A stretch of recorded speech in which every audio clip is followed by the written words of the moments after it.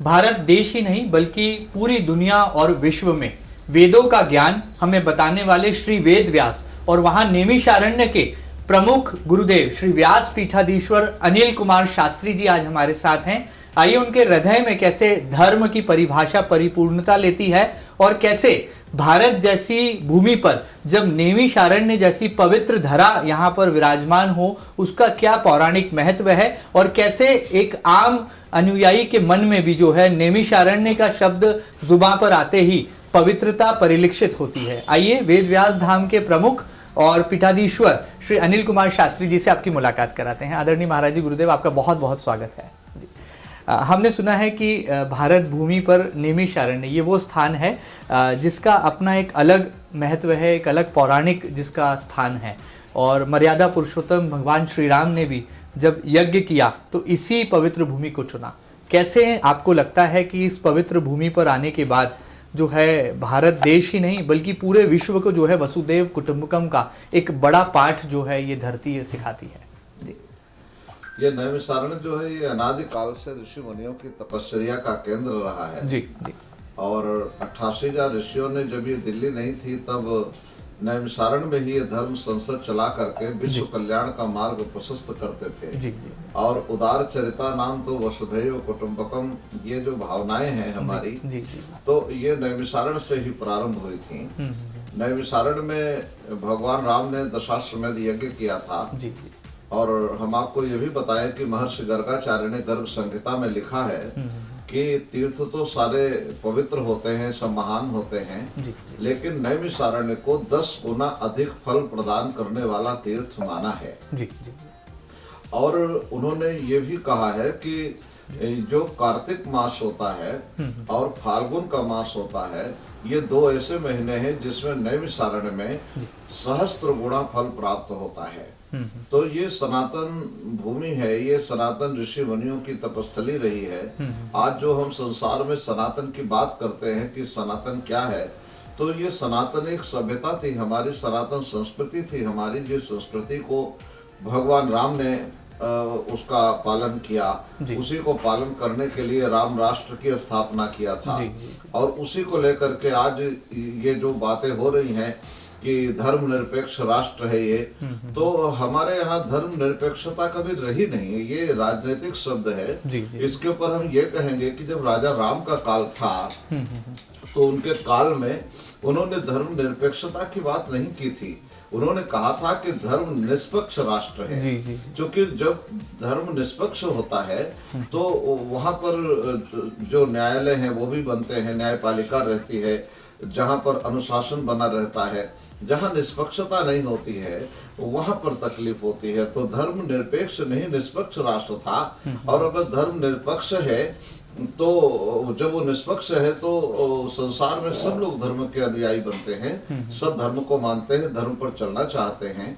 तो ये नैमिषारण्य जो है ये ऋषि मुनियों की तपस्या का केंद्र रहा है। यहाँ राजा राम ने नैमिषारण्य में दशाश्वमेध याग किया था जी।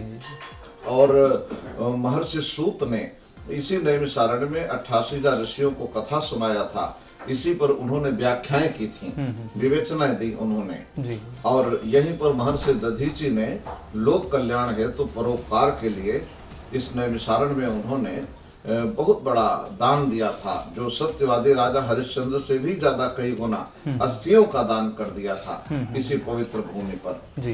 तो ये भूमि बड़ी ही दिव्य है नैमिषारण्य की जी। और जितने धर्म संसद हुए ये सब इसी नैमिषारण्य की धरा पर हुए, ऋषि मुनि एकत्रित हुए और विश्व कल्याण का मार्ग उन्होंने यहीं पर प्रशस्त किया था। बहुत सुंदर आपने वर्णन किया महाराज जी। मैं जानना चाहूँगा कि आने वाली 1 मार्च से आपने एक बड़ा संकल्प लिया है, 84 कोशीय दधीची पद यात्रा की शुरुआत आप करने जा रहे हैं परिक्रमा की। किस तरह से आप इस यात्रा को जो है इसकी रूपरेखा बन रही है, कैसे देश भर से जो है लाखों भक्त जो हैं नैमिषारण्य की पवित्र धरा पर भूमि पर जो है एकत्र होने वाले हैं और इसका उद्देश्य क्या है, कैसे आपको लगता है कि जीवन में अध्यात्म की गहराइयों को जानने और मूल सफलता को पाने का इस यात्रा में शामिल होने का एक सौभाग्य जो है हमारे भारत की भूमि को मिलने जा रहा है। जी, ये नैमिषारण्य की परिक्रमा जो है ये अनादिकाल से चली आ रही है। महर्षि दधीचि ने जी नैमिषारण्य में ये किया था। जी। ये प्राचीन काल की बात है, जब असुरों ने देवताओं पर आक्रमण कर दिया था, तो उस समय देवगणों ने सब लोगों से मदद मांगी और सब ऋषि महर्षि राजा महाराजा ये सब ने मदद की देवताओं की। तो असुर लोग भाग गए थे और देवताओं की विजय हो गई थी। तो उस समय महर्षि दधीचि भी थे। तो दधीचि का जो आश्रम था वो बड़ा दिव्य था नैमिषारण्य में। आप कभी भी आइए नैमिषारण्य में, जी। उनका आश्रम बड़ा ही दिव्य था। उनके यहाँ ब्रह्म गान गाया जाता था। तो ऐसा वो ब्रह्म गान था कि जिसको सुन करके कोई भी असुर देवता बन जाता था। तो असुरों को देवता नहीं बनना था, इसलिए उनके आश्रम में कभी प्रवेश नहीं करते थे। तो जब ये उनके यहाँ दधीचि के यहाँ ये लोग नहीं जाता थे, तो जो दिव्यास्त्र थे देवताओं के, तो उन्होंने सोचा कि हम यहाँ रहेंगे तो हमारे अस्त्र शस्त्र सब ये असुर लोग लूट ले जाएंगे। तो उन्होंने दधीचि को जाकर के कहा कि महर्षि दधीचि, ये दिव्यास्त्र हैं, इनको आप अपने पास रख लीजिए, आपके यहाँ असुरों का प्रवेश नहीं हो सकता है और ये सुरक्षित रहेंगे। लेकिन इनको अगर जमीन में रख दोगे, धरती पर रख दोगे, तो ये पाताल चले जाएंगे। इनको खोटी पे लटका दोगे तो ये स्वर्ग में चले जाएंगे। इनको हाथ में पकड़े रहना। तो दधीचि जो थे वो भांग पीते थे, तो इसलिए बाणों को ऐसे पकड़े रहते थे और ऐसे घोरते रहते थे। तो घोरते घोरते वो बाण सब पी गए। और जब पीने के बाद वो जो बाण बचे नहीं, तब वहां वृत्रासुर नाम का दैत्य था, वो उनको बहुत पीड़ित करने लगा देवताओं को। तो देवताओं ने फिर कहा कि ब्रह्मा जी से कि फिर ये वृत्रासुर, हमको ये भाग गया था उस समय संग्राम में, मारा नहीं गया और अब ये फिर परेशान कर रहा है। तो ब्रह्मा जी ने कहा कि आप जाइए नैमिषारण्य में और महर्षि दधीचि से अपने दिव्यास्त्र वापस प्राप्त कर लीजिए। तो दधीचि ने कहा कि भाई मेरे पास तो है नहीं, मैंने तो घोट के पी लिया है। तो ब्रह्मा जी ने कहा कि इससे कहो कि ये दधीचि, इनके अंदर हड्डियों में सारा तत्व समा गया है, तो ये अपनी अस्थियां दान में दे दें। तो दधीचि तैयार हो गए और कहने लगे हमने तो जीवन भर परोपकार किया है और अगर मरने के बाद भी हमारी हड्डियां अगर काम में आती हैं तो इससे अच्छा क्या हो सकता है। पर हम ये चाहते हैं कि हम, ये मनुष्य शरीर है, बार बार प्राप्त नहीं होता है। बहुत बड़े भाग मानुष तन पावा, मनुष्य शरीर नहीं मिलता है, और मिला है तो हमारी इच्छा है कि हम देव दर्शन करना चाहते हैं, हम समस्त तीर्थों की यात्रा करना चाहते हैं, फिर हम शरीर का त्याग करेंगे। जी। तो उनको देवराज इंद्र ने कहा कि आप कहाँ कहाँ जाओगे, आप बद्रीनाथ केदारनाथ की चढ़ाई चढ़ोगे, पांव फिसल जाएगा, गंगा में चले जाओगे। तो हम सारे तीर्थों को नैमिषारण्य में आवाहन करते हैं। जी। तो देवराज इंद्र ने 33 करोड़ देवता, 3.5 करोड़ तीर्थ और 88,000 ऋषि, इन सबका नैमिषारण्य में ही आवाहन किया। और नैमिषारण्य में सारे जितने देवता थे ये सब वहीं पर 84 कोष में बैठ गए। फिर महर्षि दधीचि ने परिक्रमा किया और परिक्रमा करने के पश्चात उन्होंने अपने शरीर में दही और नमक लगाया और नमक लगा करके मांस गौओं को चटाने लगे। और देवी सुवर्चा थी, उनको पता लगा कि यहाँ पर हमारे पति ये प्राण त्याग करने जा रहे हैं, तो जो पत्नी होती है वो अपने पति को मरते कैसे देख सकती है। तो उन्होंने विरोध किया। उन्होंने कहा कि महर्षि दधीचि, हम हमारे लिए क्या सोचा है, हम तो चले जाएंगे, आपके जाने के पश्चात ये उपवन सोना पड़ जाएगा, ये आश्रम में जो देवताओं के लिए ब्रह्मगान गाया जाता है ये सब अपूर्ण रह जाएगा। और वो वहीं बैठ गए कि हम आपको देह त्याग नहीं करने देंगे। तो उस समय पर ऐसी परिस्थिति बनी कि दधीचि को भी थोड़ी मोह ममता जागृत हो गई और देवी सुवर्चा 4 दिन तक बैठी रही वहां पर। और 4 दिन तक जब वो बैठी रही तो देवराज सोचने लगे कि अब क्या होगा। तो 4 दिन के बाद जो देवराजेंद्र थे उन्होंने देवी सुवर्चा को कहा कि आप कुछ क्षण आप विश्राम कर लो, आप शौच आदि से निवृत्त हो जाओ, 4 दिन हो गए हैं और हम हमारे पे विश्वास रखो, हम यहाँ हैं।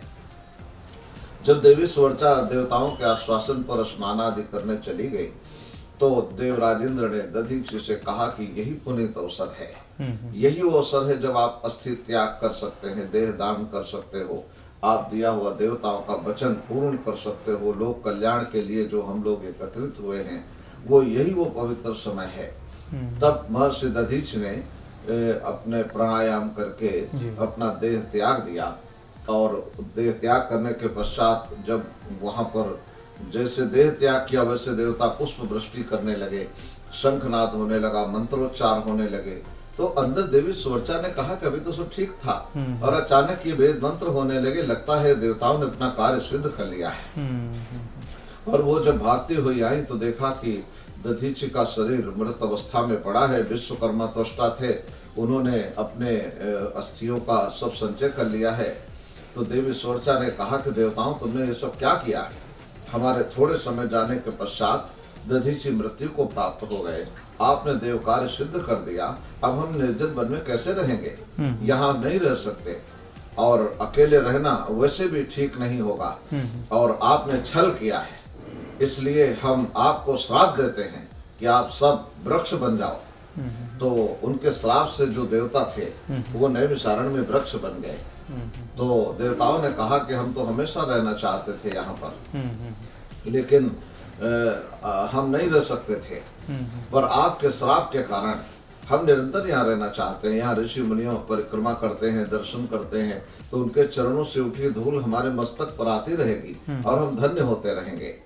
तो देवता लोग जो थे वो वृक्ष बनने लगे, और उन्होंने कहा कि उसमें जो श्रेष्ठ वृक्ष थे, श्रेष्ठ देवता थे, वो आम के वृक्ष बन गए। और देवताओं ने कहा कि अगर नैमिषारण्य में कभी भी कोई आम के वृक्ष का दान करेगा, उसके वंश का कभी नाश नहीं होगा, और हम उसके वंश वृद्धि के लिए उसको सतत आशीर्वाद देंगे, और वो प्राणी देव योनि को प्राप्त होगा। तो जो परिक्रमा महर्षि दधीचि ने किया था वो आज भी नैमिषारण्य में चली आ रही है। उसको 10 करोड़ वर्षों से अधिक समय व्यतीत हो गया। और उस यात्रा में बहुत लोग चलते हैं, पूरा रामादल है, करीब 20 लाख साधु सन्यासी गृहस्थ उसकी पैदल यात्रा करते हैं, क्योंकि नैमिषारण्य में एक पग चलने से एक अश्वमेध यज्ञ का फल प्राप्त होता है, और फाल्गुन में वो फल 1000 गुना अधिक हो जाता है। बहुत सुंदर। तो इसलिए हम उस यात्रा को कर रहे हैं, सबको हमने पूरे दुनिया में इसका प्रचार प्रसार किया है कि जो लोग मोक्ष प्राप्त करना चाहते हैं, 84 लाख योनियों से मुक्त होना चाहते हैं, वो नैमिषारण्य की 84 कोष की परिक्रमा अवश्य करें। बहुत सुंदर, बहुत ही बढ़िया। और दर्शन करके और लोक कल्याण के लिए, आत्म कल्याण के लिए, वो अपने समस्त कल्याण के लिए जब 84 कोष की यात्रा करेंगे तो उनके जीवन में बड़ी दिव्यता आ जाएगी, देवताओं के रज प्राप्त कर लेंगे, तो उनको बड़ा पुण्य मिलेगा। और पुण्य के प्रभाव से जो हमारी ये सनातन संस्कृति है, जिसको आज के जो नए बच्चे हैं जिनको ये समझ में नहीं आ रहा है, तो वो जब देखेंगे कि इतना बड़ा समाज, राज समाज आता है, जैसे अभी कुंभ हो रहा है, करोड़ों संत आ रहे हैं, तो ये सनातनी दिखाई देते हैं। बिल्कुल ठीक। तो नैमिषारण्य सनातन भूमि है, सनातनों की ये भूमि है। बहुत सुंदर। कहा जा सकता है कि मोक्ष के द्वार जो है खोलने के लिए इस परिक्रमा में जो है हजारों की संख्या में, लाखों की संख्या में जो है भक्त पहुंचने वाले हैं उस पवित्र भूमि पर, जिसे ईश्वर की रज कहा जाता है, ईश्वर की धरती माना जाता है। उस नैमिषारण्य में प्रयागराज में लगने वाले कुंभ मेले के बाद एक कुंभ का ही छोटा स्वरूप, प्रारूप जो है हमें नैमिषारण्य में भी देखने को मिलेगा। और आने वाली 1 मार्च 2025 को ये पवित्र और अनुपम पल के साक्षी आप और हम, पूरा वसुदेव, ये पूरी दुनिया बनने वाली है। आगे बढ़ते हैं महाराज जी। इस यात्रा का उद्देश्य आपने हमें बताया। कैसे आपको लगता है कि आज के इस दौर में, जो आधुनिक युग का बदलता दौर है, ऐसे में नई पीढ़ी को, युवाओं को धर्म से जोड़ना, हमारे पौराणिक कथाओं से जोड़ना, हमारे वेदों से जोड़ना, ये कितना मुश्किल और कितना आसान आपको नजर आता है? क्योंकि आप उस पदवी पर विराजमान हैं, उस सिंहासन पर बैठे हैं जहां पर आपको नेतृत्व भी करना है और दिशा निर्धारण भी करना है। जी। नहीं, जो युवा पीढ़ी है उसको हम इस सनातन धर्म से जोड़ना चाहते हैं। ये सब पहले सनातनी ही थे जी। और इनकी जो पढ़ाई लिखाई है वो पाश्चात्य देशों में हुई, जिसके कारण उनकी थोड़ी जो बुद्धि है, विवेक है, उनका ज्ञान है, तो वहां वो हर चीज को साइंटिफिक मानने लगे जी। कि साइंटिफिक होगा तो मानेंगे। तो हम उन बच्चों को ये कहना चाहते हैं कि जो सनातन धर्म है ये फुल साइंटिफिक है। जी जी। इसकी विवेचना जो है ये उसी तरह की जा सकती है जितना भी ज्ञान विज्ञान है ये सनातन धर्म के अनुसार जो भी हुआ है, राजा राम ने किया, श्री कृष्ण ने किया, जी, जी। तो इनका अनुकरण हम क्यों करते हैं, इनके अनुसरण क्यों करते हैं। उसका मतलब यही है कि ये जो संस्कृति है उनके लिए राजा राम जो थे उन्होंने एक समय उनके यहाँ एक सभा जुड़ी हुई थी जी। तो सभा में सब लोगों ने राजा राम को कहा था कि मैं आपको अपना राजा मानता हूँ और आज सब मेरे राजा हो। तो राजा राम ने कहा कि आपने हमारे विषय में काफी अध्ययन कर लिया है, आपने जाना मैंने रावण को मारा, हमने ताड़का को मारा, हमने धनुष को तोड़ डाला, तो इसलिए आप हमको हमारी प्रतिभा को देख करके और आप हमको राजा मानते हो। लेकिन आप ही बताइए कि आप में ऐसा क्या है जो मैं आपको अपनी प्रजा मानूं, आपको अपना शिष्य मानूं। तो सारी प्रजा में सन्नाटा छा गया। जी। तो कोई कुछ बोलने को तैयार नहीं था। तो प्रजा ने पूछा था कि आप क्या चाहते हैं। तो राम ने कहा था कि हम ये चाहते हैं समाज से कि अगर आप लोग सनातन धर्मावलंबी हैं, आप सनातन संस्कृति को पाना चाहते हैं, तो जब जो हमने हमारे पिता ने हमारे गुरुजनों ने हमको दिया वो आप करो। जब चंद्रमा अंतरिक्ष में हो, नक्षत्र दिखाई दे रहे हो, उस समय सैया का त्याग कर देना चाहिए और स्नान आदि से निवृत्त होकर के प्रातः कालीन आपके यहाँ याग होना चाहिए, वेद मंत्रों का गायन होना चाहिए। आपके यहाँ वेद मंत्रों का गायन होगा, याग होगा, वेद मंत्रों की ध्वनियां होंगी। तो ध्वनियां होने से आचार्य ऋत्विज ब्रह्मवेत्ता ये आपके आंगन में आते रहेंगे, तो उनकी जो तरंगे हैं वो पवित्र बनी रहती हैं और पवित्र बने रहने से ये वायुमंडल पवित्र बना रहेगा। जी जी जी। और जब वायुमंडल पवित्र बना रहेगा तो वायु जब हम श्वास में लेते हैं तो ये वायु जब अंदर लेंगे तो उससे हमारा चिंतन और चरित्र ये दूषित नहीं होगा। बहुत सुंदर। लेकिन अगर हम इसको पाखंड कह देंगे, ये सनातन संस्कृति है जिसकी व्याख्या भगवान राम ने किया था और कहा था कि अगर आपने ऐसा नहीं किया, इसको कह दिया कि ये सब पाखंड है, बेकार है और ये हम नहीं मानते, तो उसका परिणाम ये होगा कि जो बड़े बड़े वैज्ञानिक हैं, जो बड़े बड़े दार्शनिक हैं, जो ऋषि समाज हैं, ये सब आपके राष्ट्र का, आपके द्वार का, आपके गांव का, आपके शहर का त्याग कर देंगे और त्याग करके ये दूसरे राष्ट्रों में चले जाएंगे, जिससे पड़ोसी राष्ट्र उन्नत बनेंगे और आपका राष्ट्र धीरे धीरे समाप्त होता चला जाएगा।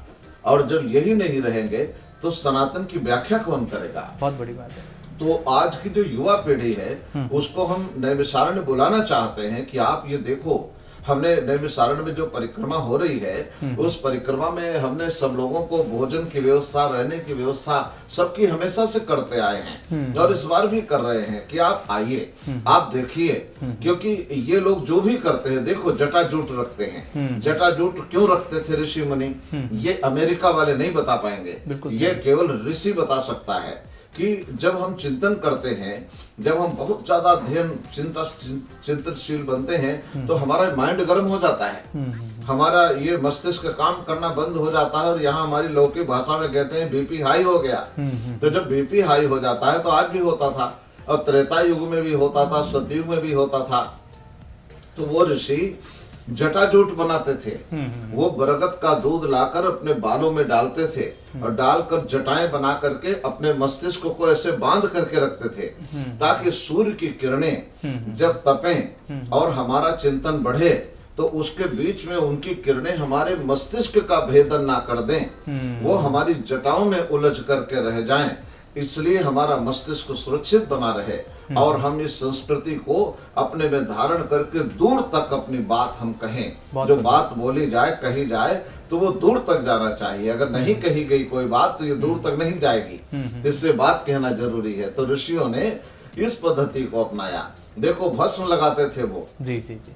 जब वस्त्र नहीं होते थे तब ये ऋषि ये भस्म लगा करके और सर्दी से अपने को बचाते थे। जी। और जब इनको गर्मी सर्दी कुछ नहीं लगती है और कभी भी इसको प्रैक्टिकल किया जा सकता है। ये गुफाओं में रहते थे क्योंकि एयर कंडीशन नहीं था और ये वहां रह करके चिंतन करते थे, तो उनकी जो सोच थी, उनका जो चिंतन था वही आज पुराणों के और वेदों के रूप में मौजूद है। बहुत बढ़िया। आज जब हम संस्कृति की बात करते हैं कि हमारी सनातन संस्कृति, तो सनातन संस्कृति में चरण धोने की परंपरा है, जी जी। चरण बंधन की परंपरा है। तो हम क्यों करते हैं? हम इसलिए करते हैं कि जब हम चरण धोते हैं तो हम चरण वो किसी मनुष्य के नहीं धो रहे होते हैं, हम अपनी उस सनातन संस्कृति के चरण धोते हैं। बहुत बढ़िया। उसके सामने नतमस्तक होते हैं, उसको प्रणाम करते हैं, और जिन्होंने उस संस्कृति को अपने कंठ में रखा है, चिंतन किया है, बिल्कुल। उन लोगों को हम उनको नमन कर रहे हैं कि जब हमें जरूरत पड़ी, जब हमें कोई तकलीफ होती है, आज भी कोई कितना भी बड़ा वो भौतिकवादी क्यों ना हो, लेकिन जब परेशानी होती है, जब तकलीफ आती है, तो वो साधु संतों को ढूंढता है कि पहाड़ों में चलो कोई मिल जाए, हमारी समस्या का निवारण कर दे। तो जब हम पीड़ित होते हैं तब उस समय हम संतों के शरण में जाते हैं कि हमको कोई मिले, तब वो वही संत हमारे कल्याण के लिए गीता, भागवत, महाभारत, रामायण, वाल्मीकि रामायण, शिव पुराण आदि ग्रंथ उत्पन्न कर देते हैं, और उत्पन्न करके जिन पर जो लिखा है, वक्तव्य होता है, उसमें चलकर समाज ऊंचा बनता है। बिल्कुल। तो नैमिषारण्य में आज बहुत सारे लोग इकट्ठे हो रहे हैं, और हम समस्त पूरी जनता को ये बात कहते हैं, सब अपने भक्त मंडलों को कहते हैं, देश दुनिया में जहाँ देश के कोने कोने में लोग हैं, कि नैमिषारण्य की यात्रा करें, और यात्रा करके वहां पर वो देवताओं की सेवा करें, ऋषियों की सेवा करें, उनको भोजन प्रदान करें, उनको अन्न दें, उनको जल दें, उनको फल बांटें, ताकि यही सनातन संस्कृति है। बिल्कुल। इस संस्कृति में देना पड़ता है। अगर हम देंगे नहीं तो दादा नहीं बनेंगे, देव नहीं बनेंगे, और देव नहीं बनेंगे तो हम देवताओं के लोक में नहीं जा सकते। बहुत बड़ी बात। तो देवलोक में जाने के लिए दादा बनना जरूरी है, देना जरूरी है। किसको दिया जाए? तो साधु संतों को, ऋषियों की, उनकी सेवा करो। बहुत सुंदर, बहुत ही सुंदर। ये कहा जा सकता है कि आपको धर्म से साक्षात्कार करना हो या ऋषि मुनियों को जानना हो तो आपको नैमिषारण्य की शरण में आना होगा, तभी सही मायनों में इस घोर कलयुग की तरफ बढ़ती दुनिया संसार में हम धर्म के गहराइयों को समझ पाएंगे, उनको अनुभूत कर पाएंगे, उनको आत्मसात कर पाएंगे। आगे बढ़ते हैं महाराज जी। हमने बात की, आपने बात हमें बताई राजा राम की, श्री कृष्ण की बात आपने की, तो मैं जानना चाहूँगा कि अयोध्या में तो भव्य राम मंदिर बन गया है, और धर्म का एक बड़ा केंद्र भी जो है अयोध्या नगरी में अब देखने को मिल रहा है। रामलला के लिए जब लाखों करोड़ों भक्त वहाँ दर्शन के लिए पहुँचते हैं, मथुरा में कब, जो कि कृष्ण जी की जन्मभूमि है, वहाँ पर आपको कब लगता है कि धर्म जागरण की पताकाएं लहराएंगी और कृष्ण जी भी जो हैं उसी सम्मान के साथ जो है विराजमान होंगे? ये बहुत जल्दी होने वाला है, क्योंकि पिछली बार हमने 88,000 भागवत पारायण किया था। बहुत बड़ा सत्र होता है जहाँ 88,000 ब्राह्मणों को, संतों को बुलाकर एक यज्ञ का आयोजन किया जाता है। वो 2019 में किया था। उससे पूर्व हमने ये घोषणा की थी, हमने कहा था कि भगवान राम शीघ्र स्थापित होंगे। तो जिस दिन उस यज्ञ का हमारा समापन था, उसी दिन सुप्रीम कोर्ट ने फैसला किया था कि राम मंदिर अयोध्या में बनेगा। और ये फिर हमारा ये यज्ञ 25 अक्टूबर 2025 से 3 नवंबर तक होगा। तो इस यज्ञ में भी कुछ न कुछ प्रभु चमत्कार करेंगे। जब अयोध्या का मंदिर बना है, काशी बनी है, तो ये मथुरा भी बनेगा, और मथुरा में भी भगवान श्री कृष्ण विराजमान होंगे, क्योंकि ये सब सनातन जो संस्कृति है ये उसके अंतर्गत आते हैं। इन लोगों ने अनुपालन करने की नीतियां सुनिश्चित की हैं। तो ये मंदिर अवश्य बनेगा।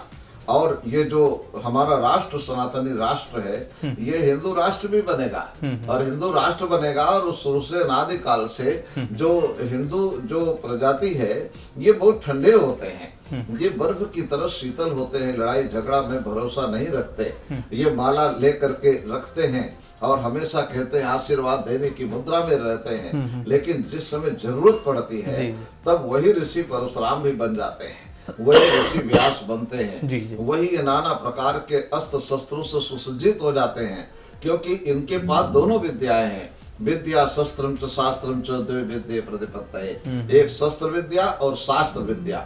जब शास्त्र सुनाया जाता है और जब शास्त्र से काम नहीं होता, तब शस्त्र उठता है। और दोनों विद्याओं का वर्णन वैदिक साहित्य में मिलता है। भगवान श्री कृष्ण ने कहा था कि मैं शस्त्र नहीं धारण करूंगा। तो क्यों कहा था? उन्होंने माना था कि शस्त्र बड़ा नहीं होता। उन्होंने कहा था कि शास्त्र बड़ा होता है। अर्जुन को कहा था ये नहीं कहा था कि मैं शस्त्र नहीं उठाऊंगा तो शास्त्र नहीं सुनाऊंगा, शास्त्र तो सुनाने की बात की। उन्होंने कहा था बाण नहीं चलाऊंगा लेकिन वाणी चलती रहेगी, मैं स्वर संधान नहीं करूंगा लेकिन स्वर संधान करूंगा। तो जो स्वर संधान है ये हमारे ऋषियों की परंपरा है, और इसी परंपरा ने देखो अयोध्या को मुक्त किया, इसी ने काशी को मुक्त किया, इसी ने सबको, और यही देखना मथुरा को मुक्त करेंगे। यहाँ भगवान श्री राम की वो पताका लहराएगी, वही सनातन धर्म युग युगांतरों तक जो पूजा जाता रहा है, पूजा जाता रहेगा। इसकी इस बार घोषणा ये 84 कोस परिक्रमा में होगी। सब नागा साधु संत जो इकट्ठे हो रहे हैं इसका वर्णन करेंगे, और इसके अंदर इसकी गूंज होगी, शंखनाद होगा, और ये कहा जाएगा कि ये मंदिर कब बनेंगे। ये संतों का आशीर्वाद है। तो ये 1 तारीख से 1 मार्च से और 13 मार्च तक हमें परिक्रमा कर रहे हैं, और इस परिक्रमा में हम सब लोगों को आमंत्रित करते हैं कि उस परिक्रमा में आप आए और सनातन संस्कृति का वो ध्वज उसके नीचे आप आकर के और देव संस्कृति को जाने, उसको अध्ययन करें, उन ऋषियों को पढ़ें। विलायत में जाकर के सब पढ़ लिया, अब ऋषियों को पढ़ो, बिल्कुल ठीक। अब माता पिता को पढ़ो, अपने परिजनों को पढ़ो। अभी ये पढ़ना बाकी है। ये जिस दिन पढ़ लेंगे उस दिन समझ जाएंगे कि आज इन्होंने सनातन संस्कृति को गले लगा लिया। अगर ये अपने पिता को नहीं पढ़े, अपने गुरु को नहीं पढ़े, ऋषियों को नहीं पढ़े, तो वो विद्या अधूरी रहेगी। अच्छा, एक बात हम बड़ा बचपन से सुनते आ रहे हैं कि भारत विश्व गुरु बनेगा। एक दिन ऐसा आएगा, वो स्वर्णिम युग कहलाएगा और भारत जो है पूरे विश्व का नेतृत्व करेगा। आपको लगता है वर्तमान दौर में प्रधानमंत्री नरेंद्र मोदी जो काम कर रहे हैं, क्या भारत के कदम विश्व गुरु बनने की दिशा में आगे बढ़ रहे हैं? आपका क्या व्यक्तिगत मत है? नहीं, भारत विश्व गुरु अवश्य बनेगा। मोदी जी बहुत मेहनत कर रहे हैं और संघ भी पूरा कार्य कर रहा है। सब लोग ये चाह रहे हैं, और जन जन मानस की ये बात भी है कि ये हिंदू राष्ट्र है, इसे हिंदू राष्ट्र बनना चाहिए। और बने क्या, पहले तो हिंदू राष्ट्र था ही है, यहाँ सब उनका स्थान था। इसको हिंदुस्तान कहते थे, हिंदुस्तान कहते थे, हिंदुओं का स्थान होता था ये। तो ये परंपरा से रहा है। बीच में इसकी दमन नीति अपनाई गई, शिक्षा को नष्ट किया गया, आक्रमण हुए, आक्रामक कर्ताओं ने इसको सब नष्ट किया। लेकिन हमारा ये कथन है और ऋषियों की विचारधारा है, और हम लोग जो योग साधना करते हैं उसमें भी ये प्रतीत होता है कि ये हिंदू राष्ट्र अवश्य बनेगा, और बहुत जल्दी बनेगा।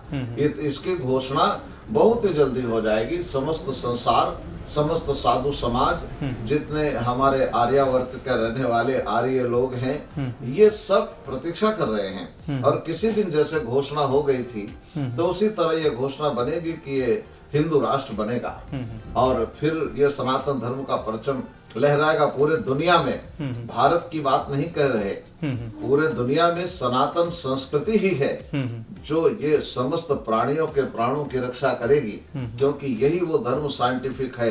बाकी कोई धर्म साइंटिफिक नहीं है, किसी पे दावे के साथ नहीं कहा जा सकता। सारे धर्मों के नष्ट होने का समय निश्चित है, लेकिन सनातन धर्म के नष्ट होने का कोई समय नहीं है, क्योंकि ये नष्ट नहीं है, ये सनातन है, ये अनादिकाल से चला रहा है, और सृष्टि रहेगी तब तक ये चलता रहेगा।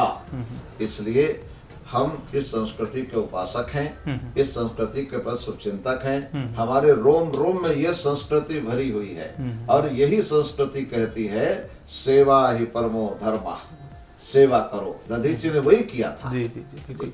आपने कहा तो मेरे मन में एक ख्याल आया कि हमने पिछले दिनों एक यात्रा देखी थी, उसमें कहा गया कि जात पात की करो विदाई, हम सब हिंदू भाई भाई। तो आपको लगता है कि इसकी भी आवश्यकता है? देश से जातिवाद की जो जंग है ये भी खत्म होना चाहिए, क्योंकि इससे के बाद चुनाव में ध्रुवीकरण हम देखते हैं कई बार। नहीं, ये जो जात पात की बात है कि आपस में सब भाई भाई, तो वो हो नहीं सकता है। ये संभव नहीं होगा। कहने के लिए राजनीतिक बात है, कही जा सकती है, लेकिन व्यासपीठ इस बात से सहमत नहीं है। इसलिए सहमत नहीं है कि जो उनका धर्म है वो हमारा धर्म नहीं हो सकता। हमारे यहाँ छोटी सी बच्ची होती है, हम लोग पाल पोस के बड़ा करते हैं, उसका विवाह कर देते हैं, और विवाह करने के बाद दूसरे घर में भेज देते हैं। और वो लोग ऐसे हैं कि वो बड़ी होने पर उसका विवाह खुद कर लेते हैं। तो आप विचार करिए कि हमारा और उनका धर्म एक कैसे हो सकता है? हम लोग भाई भाई कैसे हो सकते हैं? तो हम वाणी से तो कह सकते हैं, लेकिन ऐसा संभव नहीं है। कि आपस में सब भाई भाई हो जाएंगे। कहने से भाई नहीं होते। हमारे धर्म के साथ मिलान होना चाहिए, हमारे विचारों से मिलान होना चाहिए। अगर हमारी संस्कृति को अपना लेते हैं, अगर वो सनातनी को स्वीकार करते हैं, तो हमें उनको भाई कहने में कोई दिक्कत नहीं है। लेकिन अगर वो हमारे संस्कृति से विपरीत कार्य करते हैं, तो हम उन्हें संस्कृति में किस तरह से, कैसे उनको हम स्वीकार करेंगे इस बात को लेकर के कि ये सब भाई भाई हैं। बिल्कुल। एक सवाल और महाराज जी मेरे मन में आया है। हम वृंदावन के जब बाबा प्रेमानंद जी को सुनते हैं तो वो बताते हैं कि नाम जाप में बहुत शक्ति है, और आप जब आपको समय मिले तो नाम जाप की शक्ति का जो है संचार पूरे शरीर में होना चाहिए। आपका क्या मत है? क्या आप भी इस नाम जाप की शक्ति का एहसास और अनुभव करते हैं? और कैसे एक आम आदमी अपने जीवन में जब उसको रोजाना की प्रतियोगिता और आपाधापी से वक्त या समय मिले तो वो कैसे इस नाम जाप को अपना सकता है? नाम जप की महिमा बड़ी अनोखी है जी। जो स्वामी जी कहते हैं ना कि नाम जप करो, तो नाम जप की महिमा बहुत अनोखी है। इसके जप करने से जन्म कुंडली के ग्रह बदल जाते हैं। जनाबाई जो थी वो जप ही करती थी, नाम ही जप करती थी, और जब जप करती थी तो जप करने से वहाँ के जो उनके कंडों के अंदर भी वो ध्वनि आती थी नाम जप की। तो नाम जप अवश्य करना चाहिए। नाम जप के लिए कोई आधार जरूरत नहीं है, स्थान की जरूरत नहीं है कि पवित्र जगह ही बैठे हो तो नाम जप करें। तो नाम जप करने से बहुत फायदा होता है। जहाँ भी है वहाँ नाम जप कर सकते हैं, और नाम जप करने से देवता में प्रीति बढ़ती है, और वो देवता जो है वो हमारे प्रति जागरूक रहता है कि हमारा चिंतन हो रहा है, हमारा मनन हो रहा है, हमें ये चिंतन किया जा रहा है, तो हम नाम जप करें। और इसी को हमारे यहाँ सब जप करते थे, ऋषि मुनि परंपरागतों से इसको करते रहे हैं। और सब लोग अभी भी देखो राधे राधे रटो चले आए बिहारी, भगवान को बुलाने के लिए भी राधे राधे रटते हैं। तो ये हमारी जप की परंपरा बहुत अच्छी है। स्वामी प्रेमानंद जी बहुत अच्छे संत हैं, और वो अपना विचार देते रहते हैं। उन्होंने थोपा नहीं कि नहीं आप ये मानो ही। उन्होंने कहा कि भाई ये मेरा विचार है, मेरा ये अनुभव है कि नाम जप करने से मनुष्य का कल्याण होता है कलिकाल में। क्योंकि किसी के पास समय नहीं है, किसी को पैसा खर्चा करने की बात करो तो नहीं करेगा, उसमें जाने की बात करोगे तो कहेगा बहुत खर्चा है, बहुत ठंडी है। लेकिन नाम जप तो कहीं भी कर सकते, वो निःशुल्क है, निःशुल्क है। और नाम जप करने से ये हमारी पद्धति भी मजबूत होती है, और नाम जप करने से हमारे जो कुंडली के ग्रह हैं, हमारे प्रारब्ध के जो गलत योग हैं, वो सब परिवर्तित हो जाते हैं। एक और विद्यार्थी होने के नाते एक सवाल मेरे मन में आया है। जैसे हम देखते हैं हर किसी भी क्षेत्र में हम देखते हैं, राजनीति में देखते हैं तो राजनेताओं में प्रतियोगिता होती है, राजनीतिक दलों में प्रतियोगिताएं होती हैं। व्यापार में देखते हैं तो वहाँ भी ऑफर्स होते हैं, प्रतियोगिताएं होती है। हमारे मीडिया के क्षेत्र पत्रकारिता में देखते हैं तो वहाँ भी आपस में प्रतियोगिताएं हैं। एक चैनल आगे नहीं निकल जाए, दूसरा चैनल मेहनत करता है, अखबार एक अखबार से प्रतियोगिता करता है। तो क्या आपके धर्म जगत में भी, धर्म गुरुओं में भी कोई प्रतियोगिता या प्रतिस्पर्धा होती है, या आप सब एकमत रहते हैं? नहीं, प्रतिस्पर्धा रहती है एक दूसरे से आगे बढ़ने की। क्योंकि ओवरटेक की व्यवस्था अगर संसार में खत्म हो जाएगी तो कोई किसी को ओवरटेक नहीं करेगा। और ओवरटेक जब करते हैं ना तो वो कहते हैं कि ये इतनी तेज चलता है, वैसे तेज चल सकते हैं, और चलना भी चाहिए। उनके विचारों का ईर्ष्या नहीं रखनी चाहिए। और अगर वो उसको प्रतिस्पर्धा रखते हैं कि हम आगे बढ़ेंगे, हम और तेज चलेंगे, तो और हमने रास्ता भी बनाया है। हम प्राचीन काल में जब हम मतलब 84-85 की बात बताते हैं, हम भागवत कथा करते थे तो कोई पंडित ढूंढे नहीं मिलता था कि हमको कथा श्रवण करना है। और आप देखो कि पंडितों को कितने व्यास उत्पन्न हो गए, बहुत सारे। तो ये नकल तो होती रहेगी, पर ये ध्यान रखने वाली बात है कि नकल जो है हमेशा असल की होती है, और अगर असल है तो उसकी नकल जरूर होगी। और तो अगर आपकी नकल हो रही है तो आप सफल हैं, ये माना जा सकता है? बिल्कुल नहीं, असल नकल जो दोनों होती है तो समाज फैसला करता है कि असल है या नकल है। क्या बात है, बहुत सुंदर व्याख्या करी आपने। तो नकल होना जरूरी है। और इनमें जो संतों में होता है, इनमें भी होता है। हम लोग सब मिलते हैं, एक दूसरे से मिलते हैं, विचारों का आदान प्रदान होता है। अगर किसी संत की बात बच्चा भी है और वो बात अच्छी कह रहा है तो उसको लेने में कोई दिक्कत नहीं है। दत्तात्रेय ऋषि जो थे उनके 24 गुरु थे। शिक्षा का शिक्षा के बहुत गुरु होते हैं और दीक्षा का एक गुरु होता है। बहुत सुंदर। तो हम लोग सब संतों के पास जाते हैं, उनकी बात सुनते हैं, उनका आदर करते हैं और आदर करके वो बहुत ऐसी ऐसी बातें कर देते हैं कि हमारे मस्तिष्क में आती भी नहीं है। तो ये जो चलता है ये सब जगह चलता है। वाह, और ये सीखने के लिए है, शिक्षाशाला है ये संस्थान। जी जी, बहुत प्रायोगिक आपने जवाब दिया और मुझे लगता है कि इसमें मूल छुपा है।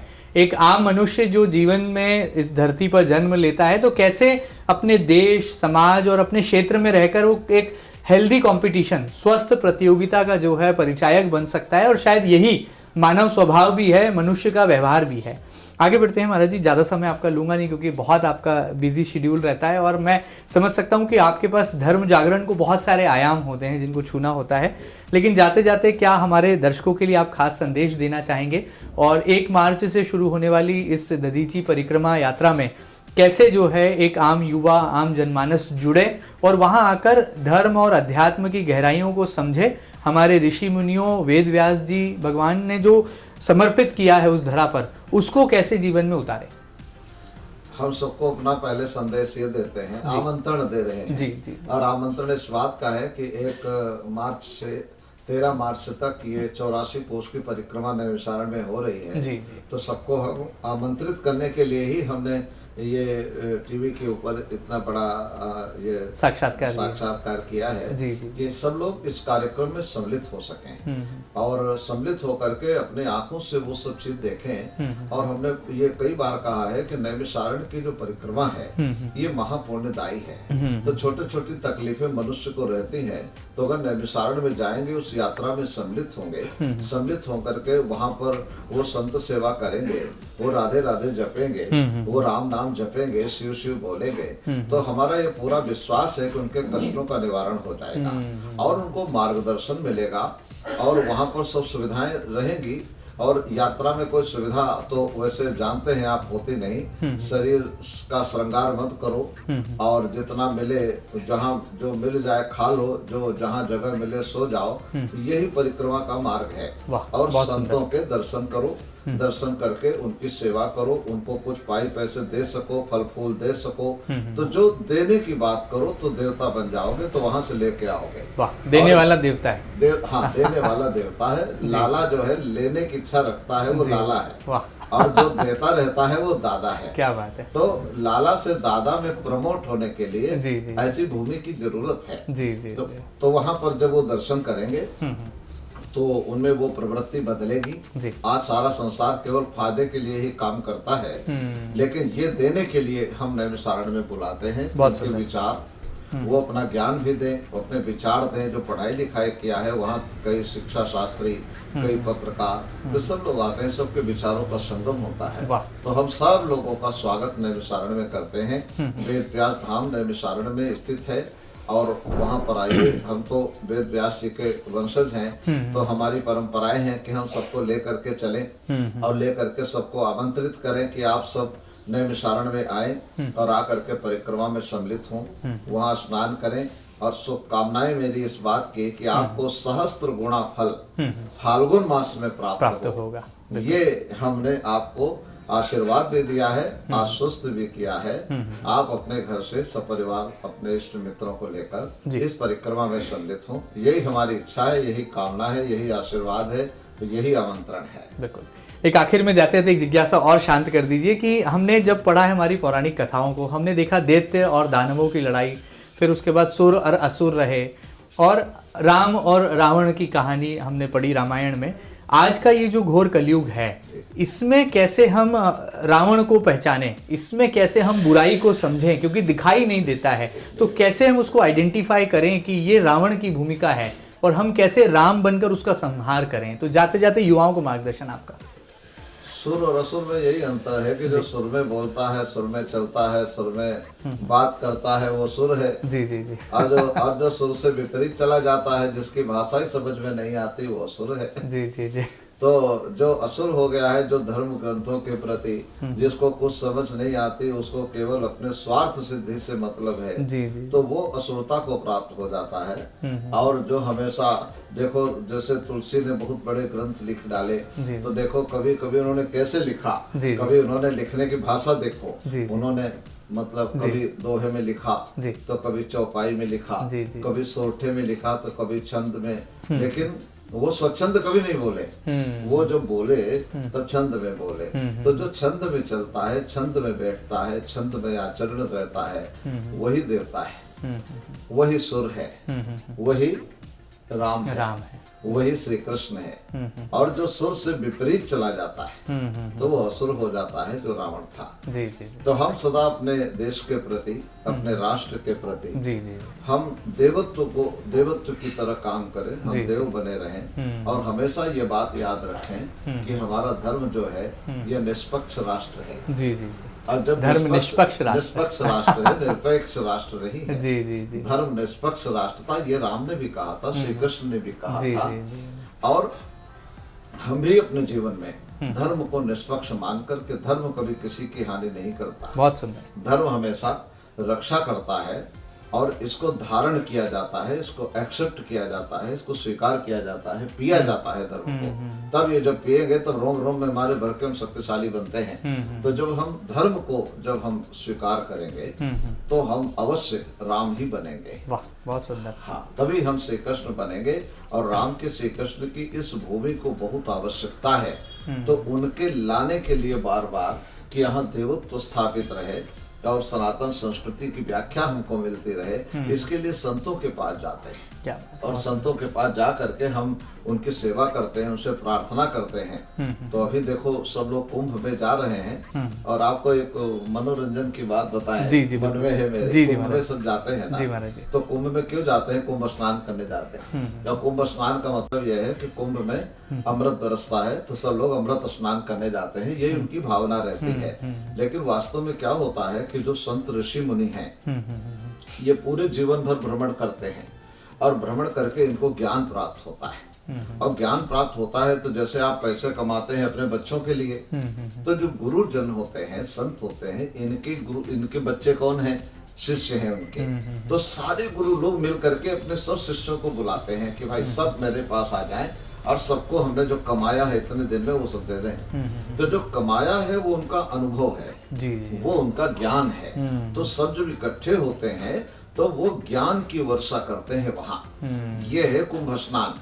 तो ज्ञान में स्नान करने के लिए लोग वहां जाते हैं। बिल्कुल सही। और वहां पर उनके शरीर धर्म है, तो वहां जाके स्नान कैसे करें, भोजन क्या करें? तो गंगा जमुना सरस्वती तीनों नदियां वहां बैठी हैं कि भाई स्नान करो। वैसे तो सरकार को परेशान करना पड़ेगा कि इतना इंतजाम करा दो पानी का, इतना ये, और लेकिन वहां तो खुद ही बह रही हैं। तो सब लोग वहां जाते हैं, गंगा स्नान करें, लेकिन मूल स्नान संतों के यहाँ जाएं, उनकी विचारधारा को, उनके ज्ञान को, उसको श्रवण करें, उनकी वर्षा में स्नान करें, उस ज्ञान में स्नान करें, और स्नान करने के बाद फिर वो उसको ले करके ज्ञान को आए और अपने बच्चों में बांटे कि देखो फला ऋषि ने ये कहा था, आज से हम ये आचरण करेंगे।